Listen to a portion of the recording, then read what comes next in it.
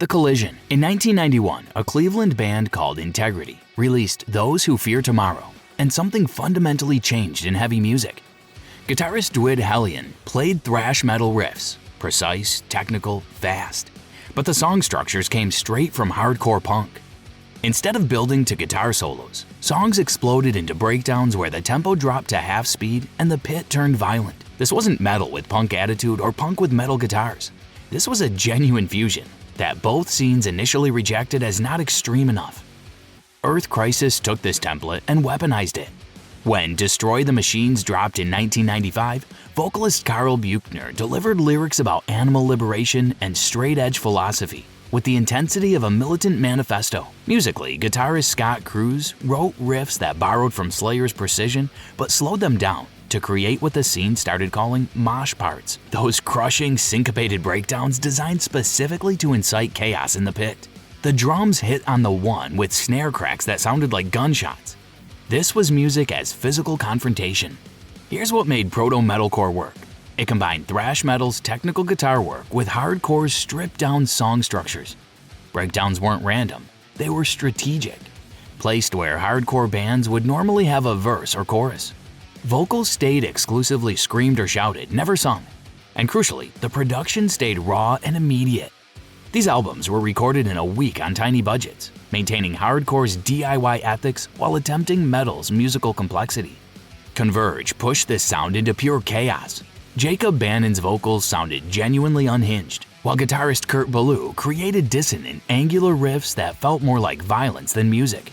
Their 1998 album, When Forever Comes Crashing, established that metalcore could be artistically ambitious without losing its edge. But this sound had a ceiling. It was too aggressive for metal fans, too technical for hardcore purists. The bands played VFW halls and basements, released albums on labels that could barely afford vinyl pressings. Proto-metalcore built the foundation, but it would take one crucial innovation to break through. The melodic revolution. Clean singing changed everything. When Killswitch Engage's Jesse Leach opened his mouth on My Last Serenade in 2002, he wasn't doing the tough guy bark of hardcore or the Cookie Monster growl of death metal. He was actually singing. Melodic, emotional, vulnerable. And when the song hit the breakdown, guitarist Adam Dutkovich didn't slow down. He wrote a riff that felt monumental, combining the weight of a breakdown with the memorability of a metal hook. This wasn't some random experiment. Adam D had spent years studying Gothenburg melodic death metal, bands like At the Gates and In Flames, and realized those twin guitar harmonies could work in metalcore if you combine them with hardcore song structures. So Killswitch Engage songs would have a verse with Adam D's screamed vocals, a pre-chorus building tension, then Leach singing a soaring chorus melody before everything collapsed into a breakdown. That verse-chorus breakdown structure became metalcore's blueprint, and every band that followed either copied it or deliberately reacted against it. But here's the technical innovation that made it possible. Guitar tuning. Killswitch Engage tuned down to drop C, C, G, C, F, A, D, which gave the guitars enough low-end weight to make breakdowns devastating while maintaining enough clarity in the higher strings for melodic leads. Combined with active EMG pickups that provided tight, focused distortion, this setup became metalcore's standard. Walk into any Guitar Center in 2004 and kids were buying 7-string Ibanez guitars and EMG 8185 pickup sets, trying to replicate that tone. As I Lay Dying's Tim Lambesis took this template and added European power metal influences. On Frail Words Collapse in 2003, guitarists Nick Hippa and Phil Sgrasso played harmonized leads that sounded like Iron Maiden covering a hardcore band.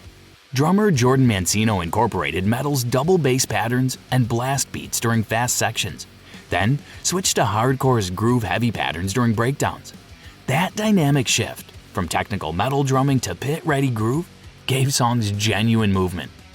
Shadowfall proved this could reach beyond the underground. The War Within debuted at number 20 on Billboard in 2004 because it mastered the balance. Brian Fair's dreadlocked intensity and guitar harmonies of Jonathan Dene and Matt Bashand created music that felt both aggressive and accessible. Century Media Records pushed it to active rock radio, and suddenly metalcore was getting afternoon drive time rotation next to Godsmack and Disturbed. The melodic revolution succeeded because it made metalcore emotionally complex. You could be vulnerable in the chorus and violent in the breakdown. That duality, that constant tension between beauty and brutality, became metalcore's defining characteristic and its commercial ticket to mainstream success. The commercial explosion. 2005 was the year metalcore went mainstream, and the numbers tell the story. Killswitch Engage's The End of Heartache went gold. Over 500,000 copies sold. My Curse climbed to number 21 on the mainstream rock chart. MTV2's Headbangers Ball dedicated entire episodes to metalcore. This wasn't underground success. This was genuine crossover. But here's what made it sustainable. Infrastructure. Roadrunner Records and Century Media signed metalcore bands by the dozens. Manager Larry Mazer, who'd built careers for acts like Korn, started representing metalcore bands. Ozfest and Warped Tour filled their lineups with metalcore acts, creating a touring circuit where bands could actually make a living. Booking agency The Agency Group opened a heavy music division specifically for metalcore. Trivium became the genre's teen prodigy story.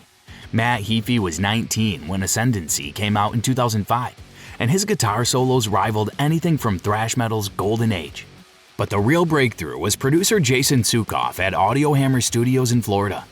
Sukoff developed drum editing techniques using Pro Tools that made even decent drummers sound superhuman, tightening hits, replacing weak kicks, creating the mechanical precision that defined mid-2000s metalcore.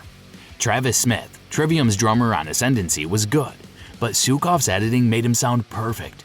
This production approach, controversial then and now, became metalcore's standard and raised the bar for every band that followed. All That Remains brought technical precision to the mainstream. This calling worked on rock radio because guitarist Ollie Herbert incorporated sweep picking and tapping, shred guitar techniques applied to metalcore song structures, but buried them in a mix accessible enough for drive time radio. The song hit number 10 on the mainstream rock chart. That was previously impossible for a band with harsh vocals and breakdowns. Atreyu split the scene by incorporating emo aesthetics, eye makeup, emotional lyrics, highly produced clean vocals. A Death Grip on Yesterday sold over 200,000 copies anyway. Purists hated it, but Atreyu proved metalcore could appeal to audiences beyond hardcore and metal scenes, pulling in fans from pop punk and post-hardcore. The commercial explosion established metalcore as a viable career. You could headline tours, sell albums, make a living. That changed the game completely. Suddenly, you had musicians dedicating their lives to perfecting this sound rather than just playing weekends between day jobs. The technical arms race. Just when metalcore risked becoming formulaic, August Burns Red arrived with a question. What if breakdowns required a degree of mathematics? Messengers in 2007 was a technical masterclass, but not in the showy way.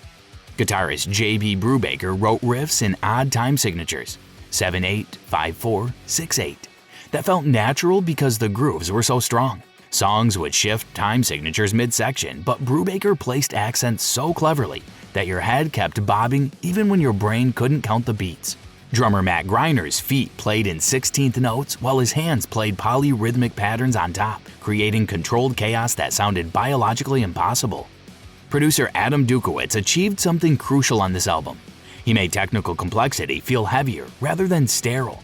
Previous technical metal often sounded thin, too many notes fighting for space. Adam D used aggressive compression and careful EQ to ensure you could hear every guitar note, every drum hit, every bass line, while maintaining the crushing low-end weight metalcore required. This production approach became the template. Technical bands needed clarity, but clarity without weight was useless. Between the Buried and Me showed metalcore musicians what was possible when you refused boundaries. Colors in 2007 was a 64-minute progressive metal odyssey incorporating jazz fusion, classical music, country, even salsa rhythms. Vocalist Tommy Rogers could shift from death metal growls to clean singing to avant-garde yelping, sometimes within the same phrase. While not strictly metalcore, Colors became the artistic benchmark. If you wanted to be taken seriously as a musician, you studied this album. Then Gent infiltrated metalcore. Born of Osiris and Veil of Maya turned 8-string guitars down to drop E or lower and played palm-muted, syncopated riffs that sounded like machinery made musical. The Gent sound itself, that percussive chugging attack on the lowest strings, came from technique. You barely let the note ring,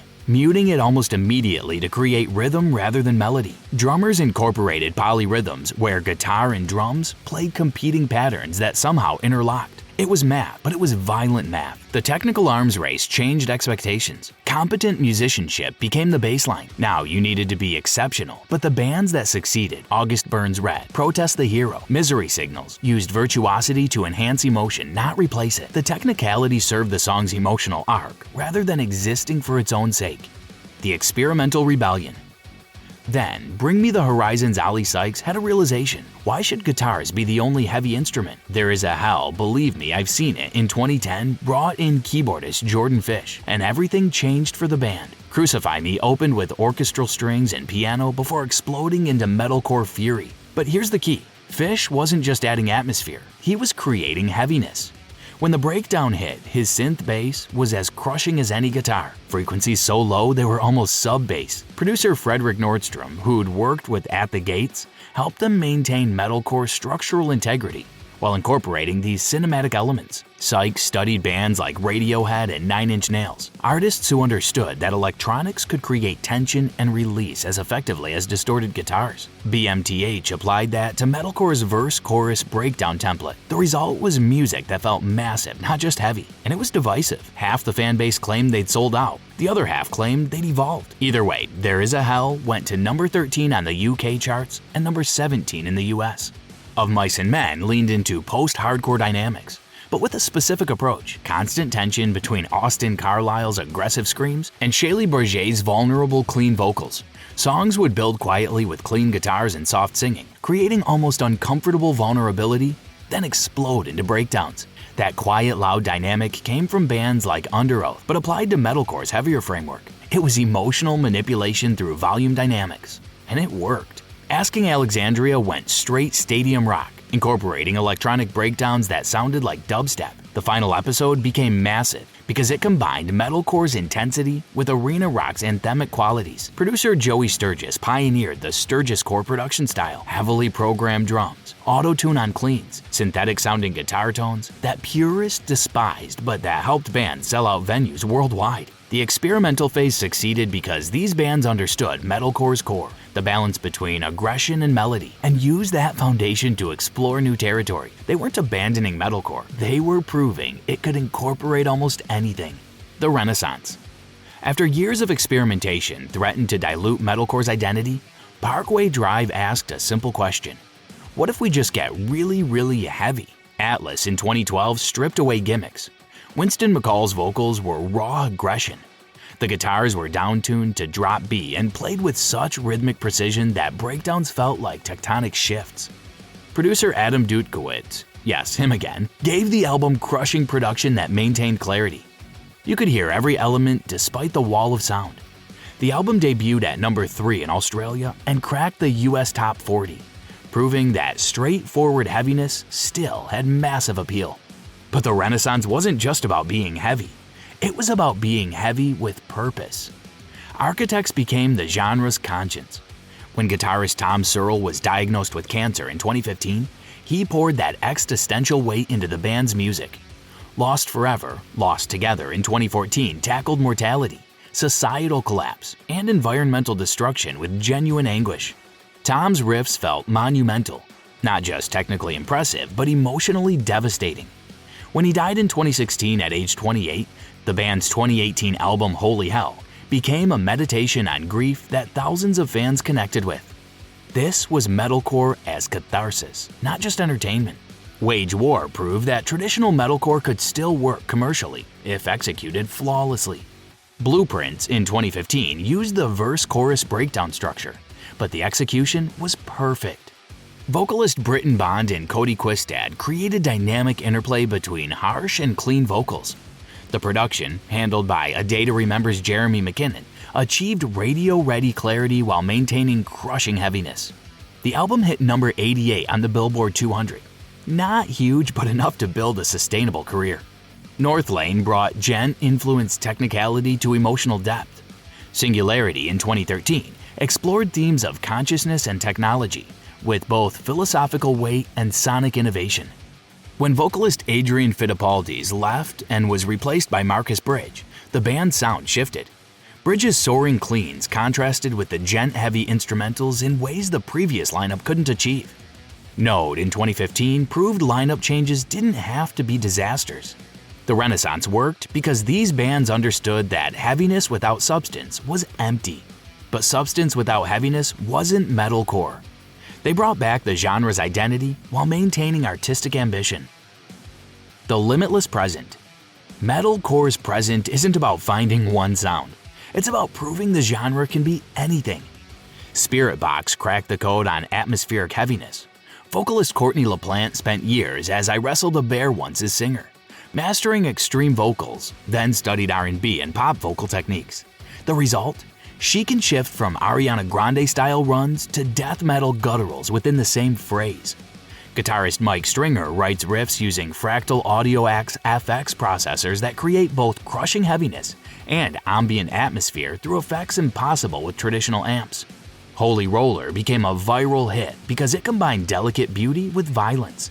The contrast was so extreme, it felt like two different bands in one song. Knocked Loose went the opposite direction. Pure, unrelenting hardcore-influenced aggression. A Different Shade of Blue in 2019 featured zero clean vocals, zero melody, zero compromise. Vocalist Brian Garris delivered every line like a personal attack. When they performed Counting Worms on Jimmy Kimmel Live in 2024, they brought that brutality to mainstream television unchanged. The performance went viral specifically because it was uncompromising. You Won't Go Before You're Supposed To debuted at number 24 on the Billboard 200, proving Extremity was commercially viable if executed with conviction. Bad Omens mastered streaming-era metalcore. The Death of Peace of Mind in 2022 was designed for algorithmic playlists, songs with clear hooks, modern production, and structures that worked for both casual listeners and hardcore fans. Producer Zach Cervini used neural DSP amp simulators and heavily processed drums to create a polished radio-ready sound that maintained genuine heaviness. Just Pretend has over 150 million Spotify streams because it sounds massive on earbuds, in cars, and through venue PAs. A production achievement previous metalcore generations couldn't touch. Sleep Token shattered every boundary. Anonymous masked members led by vocalist Vessel play music incorporating metalcore, progressive metal, R&B, and electronic elements. Songs shift from gentle, almost worship music verses to crushing breakdowns. The anonymity is intentional strategy. No interviews, no social media presence. And it's working. Arena sellouts worldwide. They proved metalcore's structural elements, breakdowns, dynamic shifts, heavy clean vocal contrast, could support almost any style. The current era's defining characteristic is that metalcore is no longer a specific sound. It's a set of structural principles that bands use to build completely different identities. The through line connecting Spiritbox's atmospheric experimentation to Knocked Loose's pure aggression to Sleep Token's genre-defying ambition is the core metalcore principle: tension between opposing forces, heavy and melodic, brutal and beautiful, chaos and control. From Integrity's violent fusion in Cleveland basements to Spiritbox filling festival stages worldwide, from Earth Crisis's militant straight edge to Sleep Token's anonymous mystique, from hardcore kids and metalheads rejecting the early sound to songs racking up hundreds of millions of streams. Metalcore survived by refusing to stay static. The bands succeeding today aren't copying Killswitch and Gage. They're taking metalcore's DNA, breakdowns, vocal dynamics, heavy guitar work balanced with accessibility, and creating something new. That's why metalcore isn't dead or dying. It's evolving faster than ever, and the best bands are the ones brave enough to push it somewhere it's never been. If you want more deep dives into the genre that shaped heavy music, hit subscribe. We've got a lot more ground to cover.